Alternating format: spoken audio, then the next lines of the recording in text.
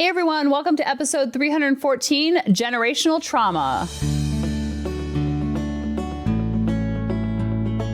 Welcome to the Harmony in the Home podcast. I'm your host, Kelly Hutchison. I'm a counselor, a life coach, and most importantly, an imperfect mom doing this work right along with you. And my goal on our podcast is to go from chaos to calm, feel less frazzled, and have more fun within your four walls to have more harmony in your home. Well, that's a big title, generational trauma. Before we get into generational trauma and that big mama of a topic, I want to talk to you more about this letter writing, and I'm having so much fun doing it. I'm completely addicted. I feel like I'm having an affair with the envelope. I have been paid almost 20 times. We are now in the 5 figures from just letter writing. So I am here to tell you that I have personally vetted this on my own, and it is too legit to quit. So if you're interested, if you think it'd be something that would be therapeutic for you, if you are patient and you are consistent, you will make money. If you are not patient and you're not consistent, you will not. That is literally as simple as I can make it. So if you think that you will be consistent, this is for you. If you are the type that gets training and then doesn't do it because you get overwhelmed and you shut down, do not do this. I am letting you know in advance. I do not want you spending money on a course if you're not going to do anything with it. I will tell you, it is very simple to do. They tell you exactly what to write, who to write to, and how to write it. They even approve your writing sample to make sure that there's no errors, everything looks good and compliant. They have a template approval team that will look at your writing and at your sample and say, yes, this looks good, start writing. Or they will say, no, you have 3 typos, fix these typos, and then you can start writing. Everything is done for you. You just have to take action and do the work and be consistent. And I always use the example, it's like losing weight because you have to be consistent, especially in the beginning. And then there's not any weight loss in the beginning, but you still have to eat clean and work out, even though the scale is not changing. It can be discouraging. And you're like, is this thing on? Is this thing working? And then all of a sudden you get what they call a drop. And you're like, oh my gosh, I just lost 20 pounds. Oh my gosh, I just lost. So that consistency of putting in that effort, that compound effect definitely pays off. So if that is something that you know that you can be disciplined to do, because there is no one looking over your shoulder, which is the best part, but it's also what trips people up the most because they're so used to be in that boss employee situation where they're used to a parent telling them what to do, then a teacher telling them what to do, then a coach telling them what to do. Then a boss telling them what to do. Sometimes a spouse or a child might be telling them what to do. And then when they go and do the letter writing, no one is telling them to do anything. So that is a hard transition. It's one of my favorite parts about it is that no one's over your shoulder. There's no pressure. There's no quotas. It's completely self-reliant, independent, and that is the most freedom-giving part of it all, but it's also what trips people up the most because they're so used to an outside source telling them what to do.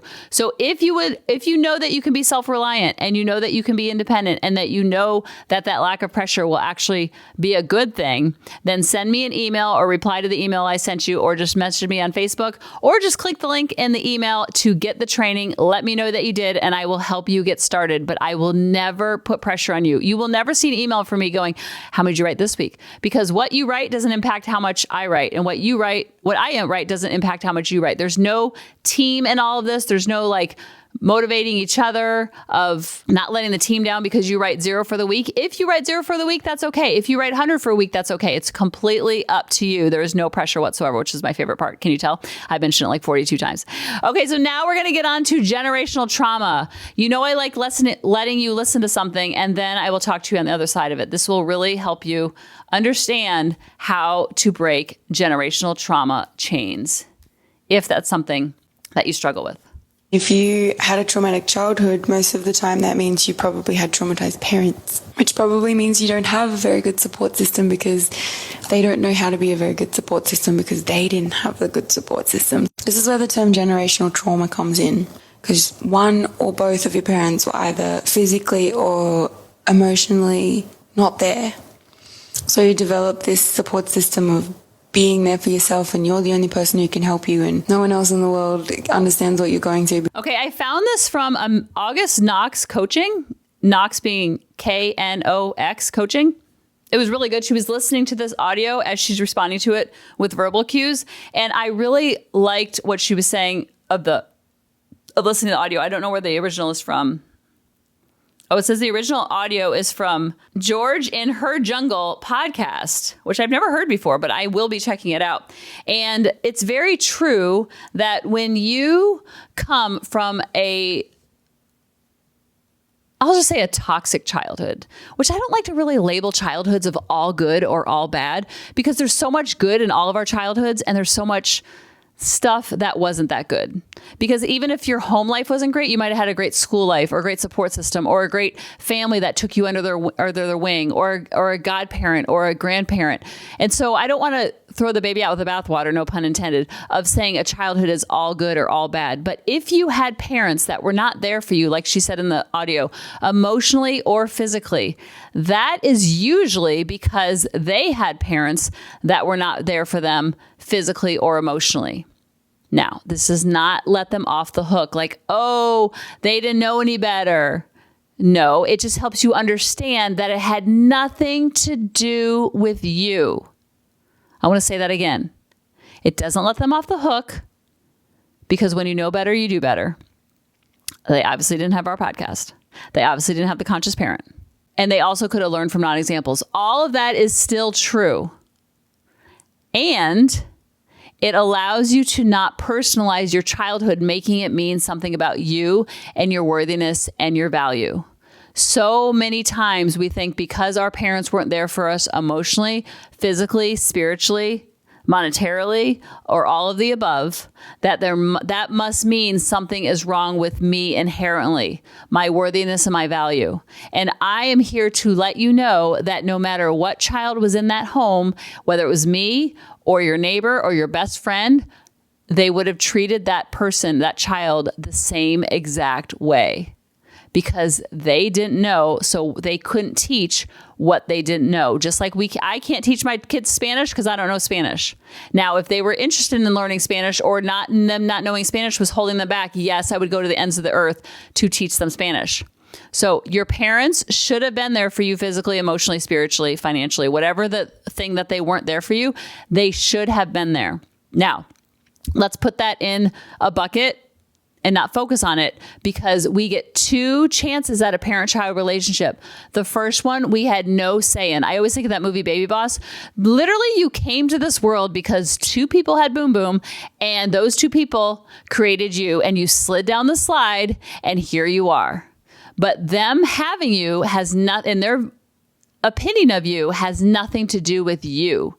It has to do with their opinion of themselves projected onto you. That's why the episode Your Parents Lied to You that we recorded early on is one of the most popular episodes we've ever recorded, because it gave so many people so much freedom that the way that your parents thought about you and engaged with you was not a reflection of you. It was a reflection of how they felt about themselves projected onto you. Just like we're doing the same thing with our kids.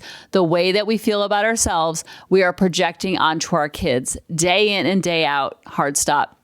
We also have a lot of old patterning from our childhood because we think that that was the only way. So that's why consciousness helps, because we can think about the good parts, the bad parts, learn from the non-examples, learn from the examples, rinse, repeat, rinse, repeat, rinse, repeat. Like the song, The Facts of Life. You take the good, you take the bad, you take them both, and there you have your new childhood. Your new childhood. So when you know this, you can untether your worthiness and your value and your goodness, meaning something about you. Because your goodness was given to you the day that you were born. It's inherently already there. Now, your parents might not have had good opinions about themselves, so it might have been projected onto you and you took it as fact and then you acted accordingly. It became a self-fulfilling prophecy. And your parents might have had great opinions of themselves and they projected onto you, and then you thought you literally could hang the moon, and then you go and engage with all the people in the world and you are a people pleaser because you want all of that affirmations that you got from your parents, you want from your boss, your spouse, your kids, and then you don't get it and you think something's wrong. Both can be true, and I've seen it go both ways. So when you know this and you untether it and you realize your parents lied to you, not inherently, but they were just projecting their own stuff onto you, then you are conscious about it, and then you make sure that you're not doing it to your own kids. And of course, you're going to project a lot of stuff onto your kids. You just don't want to project all of it onto your kids. So we just project some of it onto our kids, but we're almost aware, as I see so much of my projection onto the kids, but I'm almost aware of my unconsciousness. So even if you're conscious about your unconsciousness, that's still consciousness because you're always working on it. And like we always say, it's a journey and not a destination. So let me know how this helps you break the chains to create a childhood that you needed. Because if you parent in a way that you needed when you were younger, you actually are going to reparent yourself, and there's healing in that. And that's why our children bring all of that up for us. I love you guys, and I'll talk to you next week. Bye-bye. Hey, mamas, thanks for listening. If you had any ahas, clicks, or those lightning bolt moments while listening, you have to check out my free parenting bootcamp, where we take all of this to the next level, and we try to create even more awakenings for ourselves so that we can connect more with our kids and never yell at them again. You can sign up at www.coachingkelly.com. And if you really want to fill up my love cup, send me an email of what your aha was, what your click was, what was that lightning bolt moment while you were listening. I want nothing more in life than for you to have harmony in your home and to learn how to be an imperfect mom like me, which allows your kids to be imperfect too, each and every day. Thanks for listening.